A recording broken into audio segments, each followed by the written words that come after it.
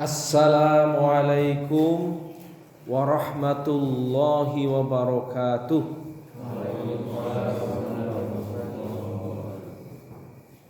Innal hamdalillah nahmaduhu wa nasta'inuhu wa nastaghfiruh wa nu'minu bihi wa natawakkalu alayhi wa na'udzu billahi min sururi anfusina wa min sayyiati a'malina. May yahdihillahu fala mudilla lahu wa may yudlil fala hadiya lahu. Asyhadu an la ilaha illallah wa asyhadu anna Muhammadan abduhu wa rasuluh. Sallallahu alaihi wa ala alihi wa ashabihi wa baraka wa sallama tasliman katsiran katsira. Faqad qala Allah ta'ala fi kitabihil karim. A'udzu billahi minasy syaithanir rajim. La tudrikuhul absar wa huwa yudrikul absar wa huwal latiful khabir.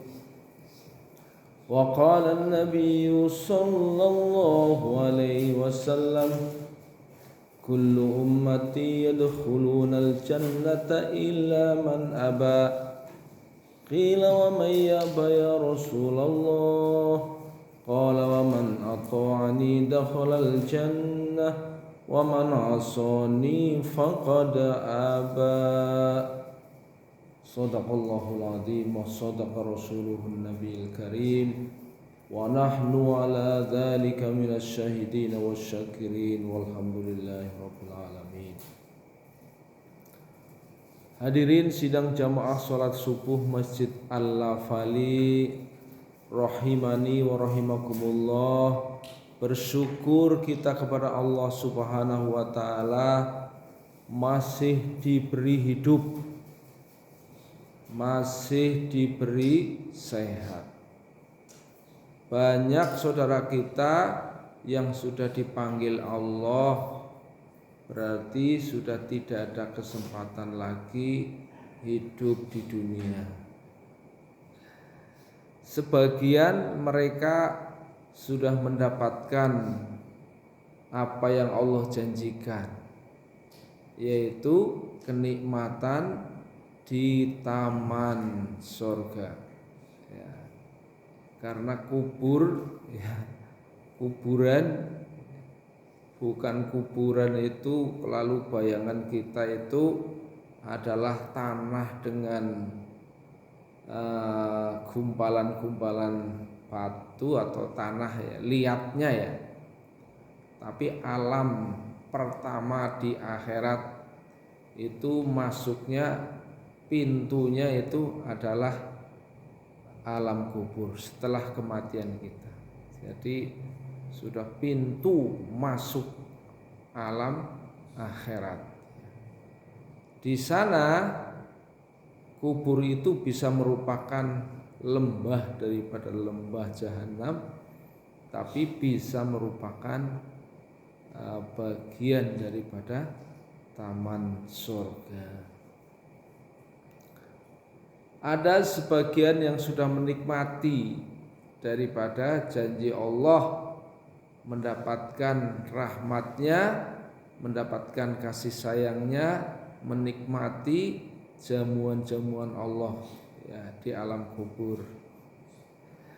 Ada juga orang yang sudah nyicipi daripada siksaan-siksaan Allah ya, siksaan-siksaan Allah sebelum nanti dimasukkan atau dilemparkan ke dalam neraka.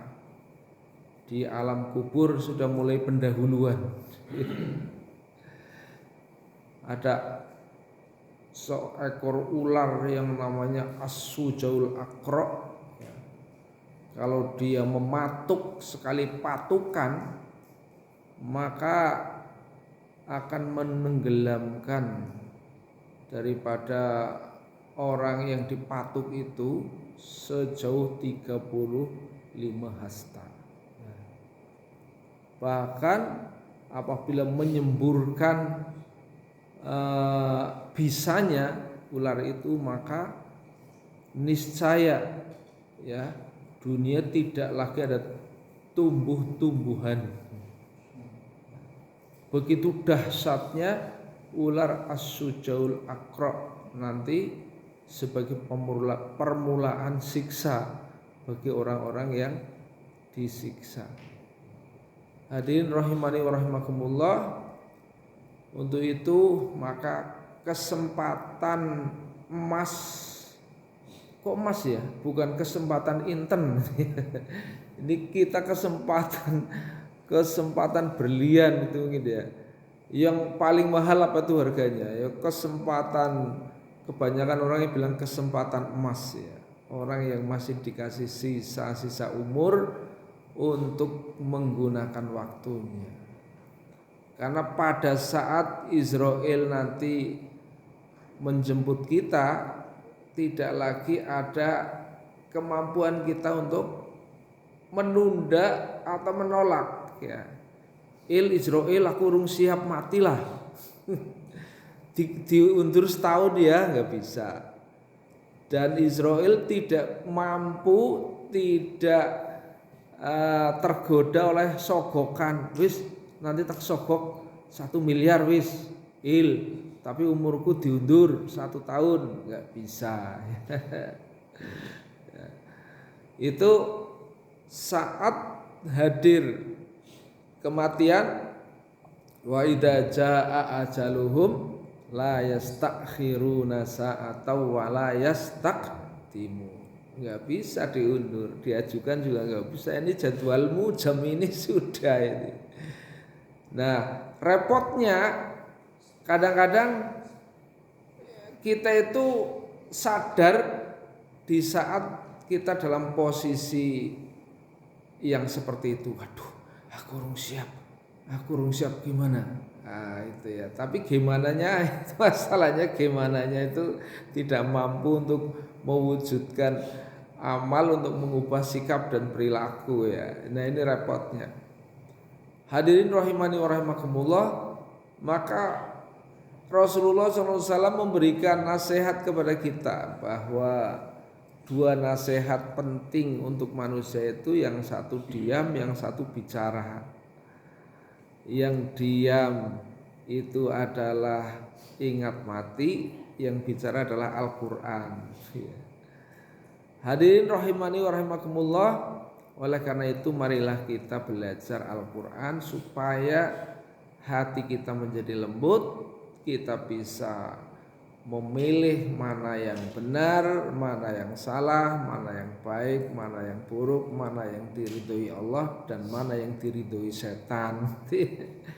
Walaupun kadang-kadang hati kita sadar, tapi kalau iman dalam hati kita, di dada kita itu lemah ya, terkadang menutupi ilmu ya. Kalau dikatakan kepada pencuri, mencuri baik apa buruk? Buruk. Bisa ninggalkan enggak. Repotnya kan gitu ya. Seringkali kita membicarakan hal ini ya, bahwa dalam diri kita itu ada 2 kekuatan ya. Kekuatan berbuat baik yang dipelopori oleh ruhani kita yang paling dalam ya, selalu menghembuskan perkara-perkara baik. Yang kedua adalah kekuatan daripada hawa nafsu ya.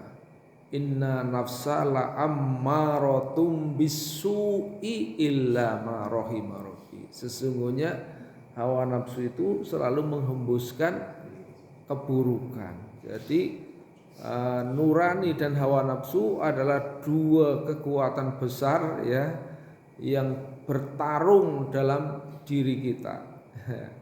Nah, kita itu kalau menggunakan akal sehatnya akan selamat, menggunakan nurani dan akal sehatnya akan selamat. Tapi kalau menggunakan kekuatan hawa nafsunya ya, maka kita akan tergelincir ya.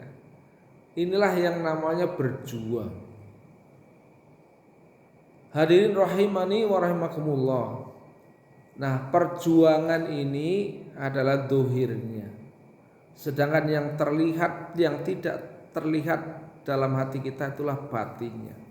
Maka kita berjuang dohron wa batinan. Nah, batin dalam diri kita itu harus diwarnai dengan pewarnaan Allah. Bagaimana kita cara memandang hidup ini dengan cara Allah memandang. Sibghatallah wa man ahsanu minallahi sibghah wa nahnu lahu abidun. Nah, maka untuk mampu ya kita itu memandang dengan cara pandangan Allah, ya, gimana tadi kita celupkan diri kita tuh, celupkan dalam pewarnaan Allah. Cara pandang kita ya, memandang sesuatu itu bergantung dari apa yang diilmui, apa yang diyakini, apa yang jadi obsesi, apa yang pernah dialami banyak ya pengaruhnya ya. Jadi bisa jadi saya melihat aqua ini ya, ya ini mungkin pertama yang dipikirkan itu produk Yahudi apa produk Muslim ya, itu sudah. Apa yang mungkin yang dipikirkan lagi, saya punya air, mesin air, bagaimana tak buat gini ya, bisa jadi kan gitu. Dan seterusnya ya, memandang sesuatu, cara pandang seseorang terhadap sesuatu, setiap orang itu berbeda. Tergantung dari obsesinya, pengalamannya, ya, dan sebagainya. Ya. Oleh karena itu, bagaimana kita memandang segala sesuatu dengan menggunakan cara pandang Allah Subhanahu wa taala. Hadirin rahimani wa rahimakumullah, bagaimana cara pandang Allah terhadap sesuatu? Allah menghendaki segala sesuatu yang ada dalam kehidupan ini sebagai nikmat, sebagai alat bersyukur kepada Allah Subhanahu wa taala. Karena Allah menciptakan sesuatu itu pasti ada gunanya, ada manfaatnya. Hadirin rahimani wa rahimakumullah, maka sebaik-baik orang adalah bagaimana memikirkan sesuatu pada manfaatnya. Ya. Maka ketika kita berpikir sesuatu pada manfaatnya, maka segala benda yang dilihat, yang dirasakan itu akan berubah jadi manfaat. Ya. Mungkin memikirkan suatu kurang bermanfaat, supaya lebih bermanfaat bagaimana? Diubah, diolah. Lalu supaya bermanfaat lagi bagaimana? Bisa jadikan pusat sumber air, semua orang di sini bisa memanfaatkan dan sebagainya. Tiap orang punya cara berpikir. Nah, cara berpikir, cara memandang itu adalah merupakan salah satu penentu derajat keluhuran manusia. Orang yang selalu berpikir akan manfaat, bagaimana supaya saya bermanfaat, bagaimana saya bermanfaat ya. Maka kata Nabi, ahsanun nas anfa'uhum linnas, sebaik-baik manusia derajatnya orang yang ingin menciptakan manfaat yang besar di dunia dan di akhirat. Itu adalah cara pandang, cara berpikir manusia, supaya tidak ada yang sia-sia dalam kehidupan ini. Karena salah satu tantangan terbesar akhir zaman itu adalah mengubah situasi yang mengubah seseorang dalam keadaan mubadzir. Itulah tantangan terbesar itu kan dari setan itu. Ya, orang punya waktu sedikit dilallah ya, enggak untuk baca Quran, enggak untuk ini yang mengerjakan sesuatu yang penting. Tapi sekarang kan kebanyakan dengan setan gepeng ya, waktunya hilang ngeliat TikTok gitu kan. Waktunya hilang untuk game. Waktunya ini karena apa? Cara pandang, cara berpikir berbeda gitu ya. Kalau orang cara berpikirnya benar, kesempatan saya punya HP, saya ingin belajar murotal. Ini cara berpikir. Jadi cara berpikir, cara memandang sesuatu yang bermanfaat, maka sesuatu akan memberikan manfaat kepada kita. Tapi kalau kita obsesi berpikir cara pandangnya itu sudah nggak berbasis pada cara pandang Allah, selupan Allah, maka segala sesuatu jadi mudorot. Jadi bisa segala sesuatu jadi mudorot. Ya, lihat karpet, melihat karpet di masjid ini misalnya, ya, cara pandangnya. Kalau kita ngelihat karpet, pikiran mudorot, misalnya contohnya gini, bagus ya. Wah ini kalau taruh di kamar saya kayaknya bagus. Malam-malam datang nggak ada takmir, keluntung.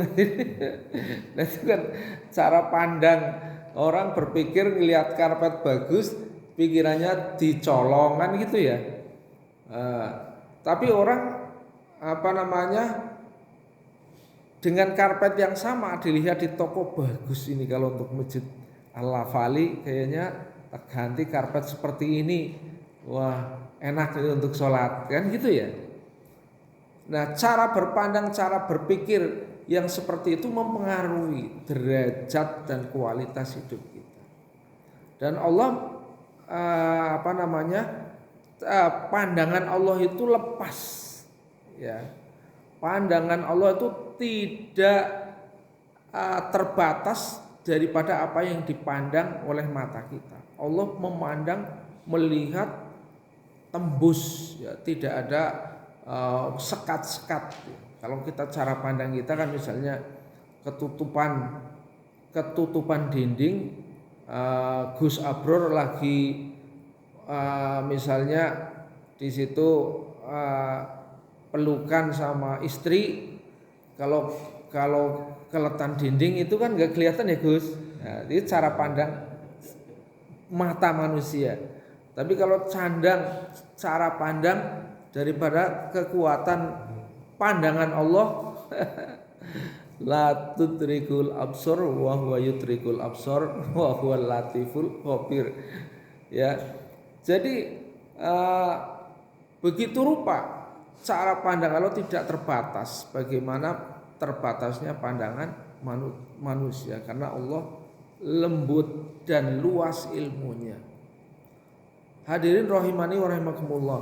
Dan inilah sesungguhnya prinsip keyakinan. Kalau sebenarnya orang punya sifat ihsan, walaupun tidak ada orang yang melihat saya, tapi Allah melihat saya. Nah, itu sudah luar biasa. Ihsan itu termasuk derajat tertinggi setelah takwa. Ya. Jadi untuk mencapai derajat ihsan itu kita perlu memahami cara pandang ini. Supaya manusia itu bisa selamat, maka cara pandang harus selamat. Nah, cara pandang itu dipengaruhi oleh pikiran. Ya, pikiran itu dipengaruhi oleh pengalaman. Ya. Kadang-kadang apa yang kita lihat ya masuk ke dalam pikiran, diproses. Ya. Nah, untuk dapat memproses itu kan di sana dipengaruhi oleh kekuatan iman.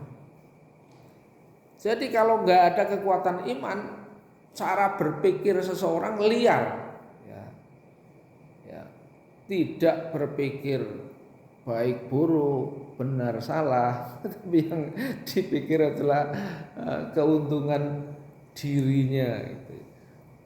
Walaupun pemahaman tentang keuntungan dirinya menjadi kacau, ya, karena keuntungan dirinya itu kalau orang mukmin melihat keuntungan dirinya itu adalah akhirat. Ya. Saya beruntung sekali ya, bisa memberikan sebagian rezekiku kepada orang lain. Nanti ini semoga menjadi bekalan saya di akhirat. Itu orang mukmin ya. Tapi orang yang notabene ya keimanannya rusak, maka keuntungan diri adalah mengumpulkan harta sebanyak mungkin ya untuk dirinya, untuk keluarganya, untuk anaknya tanpa berpikir sebenarnya ini halal apa haram, ini merampas hak orang lain apa tidak. Nah, yang penting kumpulkan harta sebanyak-banyaknya. Sehingga kita sering mendengar ya orang yang hartanya sampai sekian triliun ditumpuk-tumpuk padahal itu hak orang lain ya. Seorang pejabat hanya berapa tahun bekerja sudah sekian triliun ditemukan. Hadirin rahimani rahimakumullah, karena cara pandang berbeda. Menurut mereka kalau saya punya harta banyak gitu ya, itu saya akan bahagia. Karena mereka memandang Tuhannya itu uang. Mengapa Tuhannya uang?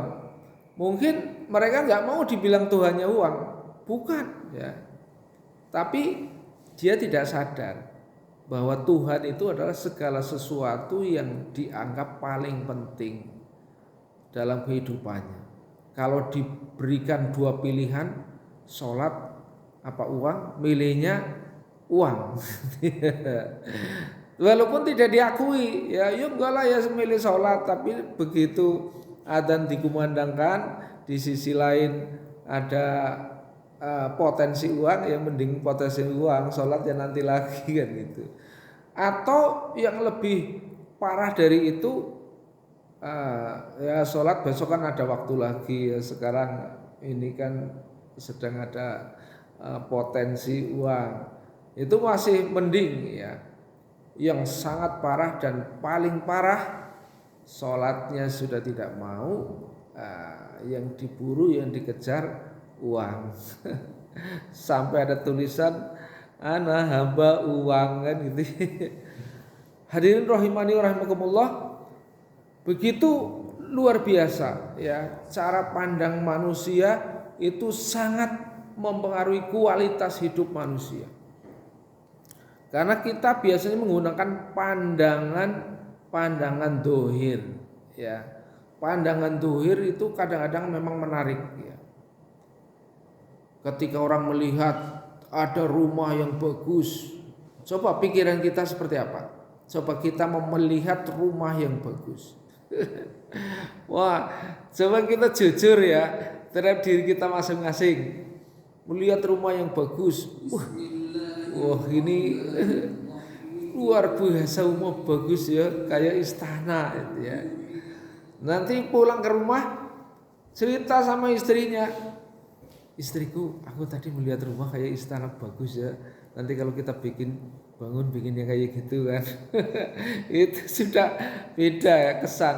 Tapi kalau Rasulullah cara pandang kalau melihat bangunan yang bagus, maka kata Nabi segera bacalah doa Allahumma la aisha illa aisul akhirah. Ya Allah, tiada kehidupan kecuali kehidupan akhirat. Ini kan sudah beda cara pandangnya. Kalau cara pandang Allah dan Rasul, melihat rumah yang sangat bagus suruh berdoa Allahumma la aisha illa aisul akhirat. Tapi kalau cara pandang kita, cara pandang saya, jadi cara pandang kita yang lemah itu malah terkesan ya pengen niru itu ya. Itu tak ubahnya ya seperti ketika ya Korun, ketika Korun keluar dari rumah membawa daripada hartanya ya ceritanya Fir'aun ya, Fir'aun Korun hartanya itu banyak sekali ya, sampai ibaratnya kalau sekarang ya pameran itu ya, pameran kekayaan. Kalau sekarang mungkin karnaval ya, karnaval harta kekayaan. Jadi sugih-sugihan. Karena orang dahulu itu sugih itu adalah salah satu yang dilombakan. Jadi orang terkaya itu menjadi pemenangnya, keren gitu ya, dilombakan. Nah, kebanyakan orang melihat begitu banyaknya hartanya Qarun pada saat festival kekayaan gitu ya. Sampai waduh alangkah bahagianya jadi Qarun gitu ya. Senang hartanya banyak kan gitu ya. Itu disampaikan oleh Allah Subhanahu wa taala dalam mensifati orang-orang yang melihat atau cara pandang ya, terhadap harta itu ya. Hadirin rahimani wa rahimakumullah, itu digambarkan bahwa orang-orang yang di dunia ini oleh Nabi dibagi ke 4 golongan ya. 4 golongan. 4 golongan itu golongan yang pertama, orang yang diberi harta kekayaan yang banyak dan dia infakkan siang dan malam. Yang kedua adalah golongan orang yang diberi kekayaan harta yang banyak dan dia digunakan untuk bermaksiat ya, sesuai dengan hawa nafsu dan keinginannya ya. Jadi golongan ketiga, orang yang tidak diberi banyak harta ya, katakanlah orang miskin papa ya, ini juga dibagi 2. Jadi orang kaya dibagi 2, orang miskin dibagi 2. Orang miskin yang pertama atau golongan ketiga, orang miskin yang punya obsesi pemikiran seperti orang yang pertama. Waduh, Masya Allah, luar biasa, gak seperti Pak Dhani ya, saya ingin kayak Pak Dhani, hartanya banyak, orangnya ganteng, jabatannya luar biasa tinggi, istrinya dokter misalnya gitu ya, tapi juga rajin ke masjid, menyantuni ini, menyantuni itu, luar biasa. Saya nanti kalau punya kekayaan seperti Pak Dhani, saya akan lebih melebihi ya, gitu ya. Maka orang golongan ketiga walaupun dia belum melakukan sedekah betulan gitu ya, tapi pahalanya sama dengan pahalanya Pak Dhani itu ya. Orang miskin ya, dia tidak diberi kesempatan punya harta yang banyak, tapi obsesinya, cara berpikir dan cara pandangnya seperti orang yang pertama, dia akan mendapatkan pahala yang sama dan digolongkan orang yang sama di akhirat ya. Masya Allah, ini kan kemurahan yang luar biasa, kemurahan Allah yang luar biasa ya. Ini cara pandang. Sebaliknya orang yang keempat itu kayak melihat Qarun, wah sukanya ya Allah, saya pengen jadi kayak Qarun. Masya Allah. Hadirin rahimani wa rahimakumullah. Sehingga cara pandang ini menjadi sangat penting. Nah, oleh karena itu untuk membangun cara pandang ini, maka yang perlu diletakkan adalah dasar-dasar keimanan, dasar-dasar keyakinan kepada Allah, dikenalkan dengan sifat-sifat Allah supaya kita kenal Allah. Kalau kita kenal Allah, maka kita kenal diri kita. Jadi untuk mengenal diri kita, kita kenalkan Allah. Siapa diri saya sih sebenarnya gitu ya. Oh, ternyata saya tidak lain adalah merupakan jelmaan dari air hina ya. Jelmaan dari air hina yang apabila air itu kena sarung segera dilemparkan ke tempat kotor ya. Begitu seterusnya, kalau air itu kena piring kan gitu ya. Nah, sebenarnya kita itu adalah jelmaan. Oleh karena itu maka bagaimana supaya kita ini dengan cara pandang seperti itu, maka kita tidak akan menjadi orang yang sombong kan gitu ya, orang yang besar, merasa besar diri, merasa apa. Jadi ada cara-cara pandang tertentu bagaimana cara saya supaya tidak jadi orang yang itu ya sombong. Karena sombong bagian dari derajat yang paling rendah. Ya kemarin di Jumatan saya jelaskan itu ya. Walikullin darajatum mimma amilu wa ma rabbuka bighafilin amma ya'malun. Bahwa tiap orang itu punya derajat sendiri-sendiri si Allah.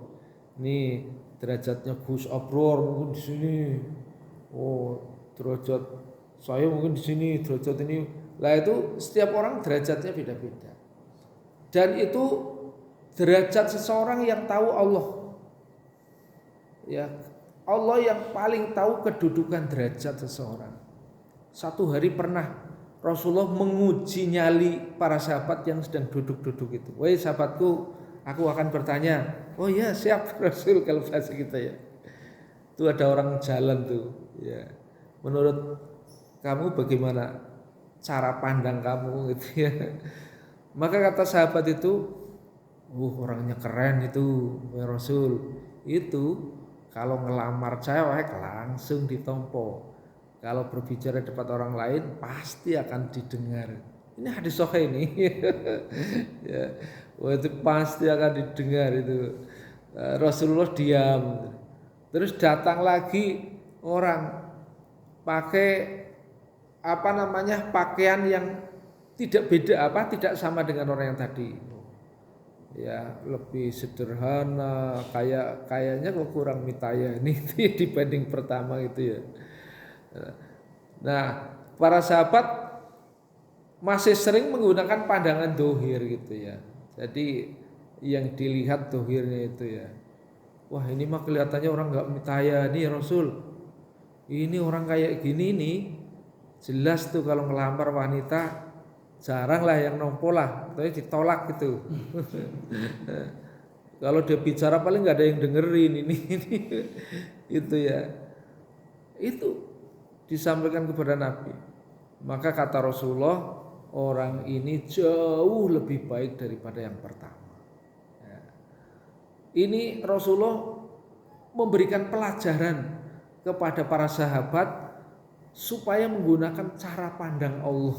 Jangan menggunakan cara pandang dohir gitu ya. Kalau cara pandang dohir ya begitu, tapi Allah dan Rasulnya menggunakan cara pandang batin ya, cara pandang akhirat, cara pandang keseluruhan itu ya. Nah, ini mungkin kalau dirinci lagi bisa jadi mungkin ini cara jalannya apakah sudah benar cara jalan sunnah, bagaimana pandangnya jelalatan apa menundukkan. Ini kan bisa kelihatan dari aspek-aspek sunnah dalam dia berjalan atau dalam berpakaian. Mungkin bisa jadi pakaian yang pertama itu menunjukkan kesan sombong, misalnya pakai jubahnya sampai ngelerek tanah apa gimana dan sebagainya. Kan ada indikator-indikator penilaian orang berjalan ya menurut sebagai hamba Allah ya, itu kan ada ininya. Maka Rasulullah begitu cara pandangnya rinci gitu ya, cara pandang dohir batin yang itu mengikuti kehendak-kehendak ilahiyah kan gitu ya. Jadi dengan melihat ini kalau saya di kampus saya gunakan untuk bagaimana metode mengevaluasi ya. Metode evaluasi itu ada yang metode evaluasi menggunakan metode natural. Natural itu kayak gini misalnya. Jadi Bapak Ibu kalau misalnya menguji seseorang mau diterima di perusahaan ya, misalnya Pak Dani punya perusahaan kas ya, anak sultan gitu ya, mau menguji nyali bagaimana cara mengevaluasi natural ya. Itu evaluasi secara natural itu anaknya tidak dipanggil, coba kamu wudunya bagaimana, enggak ya. Tapi bersama-sama mereka tidak sadar kalau sedang dinilai ya. Jadi misalnya wudu ya gantian, nanti gantian. Dia tidak tahu kalau sedang dinilai. Mulai dari penggunaan airnya. Kan ada orang yang wudu airnya krosok banyak sekali itu ya. Oh, kalau dia penggunaan airnya hemat, misalnya gitu ya, mulai dari cara membasuhnya dan sebagainya. Nah, begitu seterusnya, dilihat secara sunnah apakah wudunya benar apa salah gitu ya. Nah, setelah selesai, apa ini nggak jadi tes? Oh sudah, Anda datang ke sini sudah tes gitu ya. Misalnya dia nggak sadar ya, kalau sudah dinilai gitu kan. Misalnya itu menilai cara wudunya, cara sholatnya dia, bagaimana dia respon mendengarkan adzan dan seterusnya itu, ya itu sudah bisa untuk melakukan penilaian. Jadi ini sebenarnya observasi ya. Rasulullah kan observasi, tapi yang diobservasi nggak tahu gitu kan sedang dinilai. Kalau kita sekarang kan bisa dibuat-buat anaknya kan gitu, jadi tesnya dibuat-buat. Ya hadirin rahimani rahimakumullah, demikianlah mungkin ya yang perlu kita perhatikan bagaimana cara memandang sesuatu supaya kita menjadi hamba yang senantiasa bersyukur, selamat, mendapatkan petunjuk, sehingga kita insya Allah kalau dengan cara pandang yang benar itu Allah Subhanahu wa taala akan memilihkan jalan yang benar. Terima kasih atas perhatian, mohon maaf atas segala kurangan. Billahi taufiq wal hidayah. Wassalamualaikum warahmatullahi wabarakatuh.